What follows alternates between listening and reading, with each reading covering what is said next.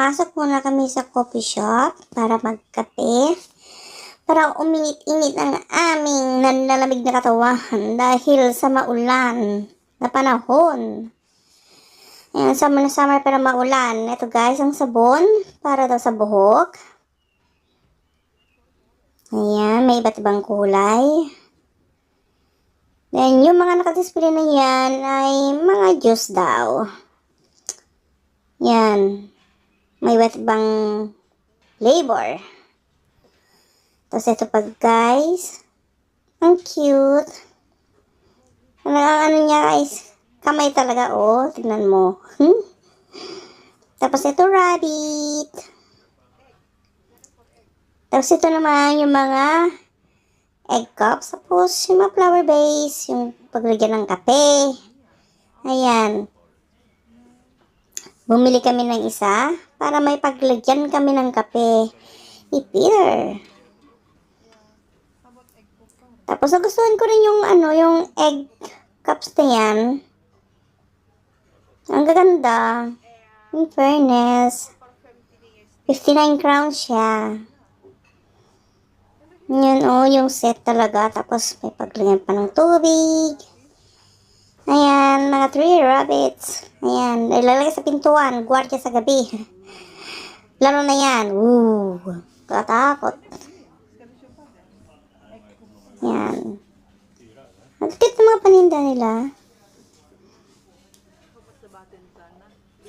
Ang cute, no? Type na type ko. Pati yun sana. Kaso, mahal. May kamahalan. Kaya, next time na lang. No? Tiyak ko siya, oh. Parang ayaw kong iwanan. Oops! Ayun, muntik na.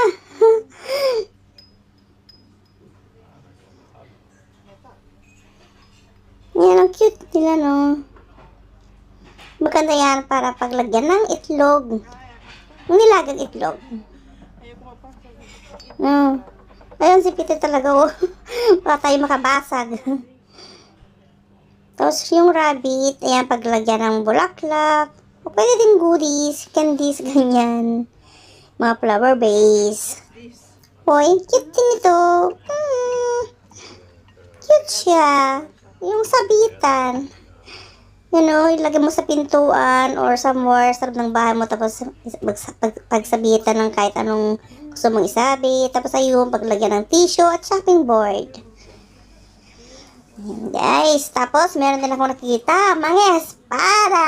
Tara sa Encantadio. Ganda. Tapos maraming mga nakadisplay na paninda nila. As in marami. Ayan, oh.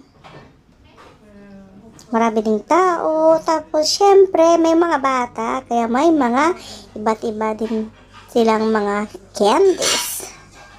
Ayan. Ang paborito ng mga bata. Ayan din yan, oh. Pang display. Ang cute. Grabe, ang cute ng mga paninda nila. Tapos may ice cream. Siyempre, hindi yan mawawala sa halos lahat ng restaurant. O sa lahat ng coffee shop. Sa lahat ng mga pupuntahang saan ka magkakape. Talagang nandyan pa rin talaga ang ice cream. Yan, daming flavor. Masasarap lahat ng mga yan. Ayan, oh.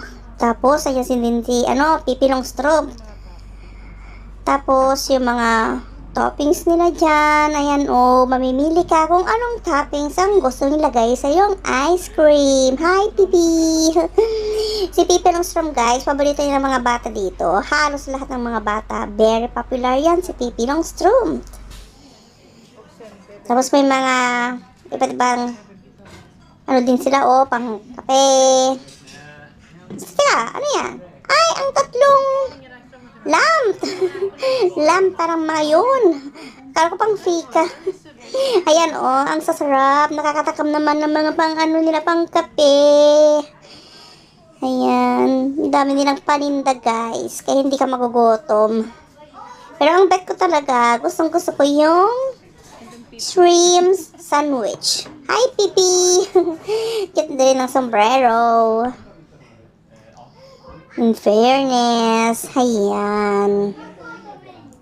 Tapos yung chocolate bowler nila, ayan ang bibilihin namin. Coke Zero. Yung shrimp sandwich. Tapos, ayan, balik na naman tayo kay Bebe Talam. At syempre, yung paglagyan ng kape ni Peter. Pero in fairness, mahal din ha. Mahal talaga ang mga paninda pag mga ganitong lugar. Yung mga papasyalang lugar, tapos may coffee shop sila, may may snacks place, snack shop, ganyan. Asahan nyo guys, medyo may kamahalan nga lang ang presyo. Ayan. Ang dami din ng mga paninda, kaya hindi tayo magugutom or hindi kayo magugutom kapag kayo ay nadawi dito sa Adels Garo. Ayan, lalabas na tayo guys. Mag-alap na kami ng upuan sa labas kahit maulan.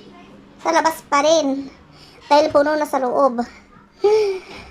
Ayan, kaya mabas kami at maghahanap ng upuan sa labas kahit maulan. Siyempre, marami pa rin tao. Ayan o. Maraming tao din. Yun, upuan ng bata. Siyempre, wala kaming bata kaya hindi namin kukunin ang upuan na yan. At siyempre, salamat sa nag-share ng table. At heto na guys, ang aking shrimp sandwich. Kakatakam. Sarap-sarap naman yan. Wow, sana all. Ayan, sarap. At siyempre, kay Peter, ang blueberry pie. Yummy. At syempre, ang Coke Zero, hindi yan mawawala. So, at saka yung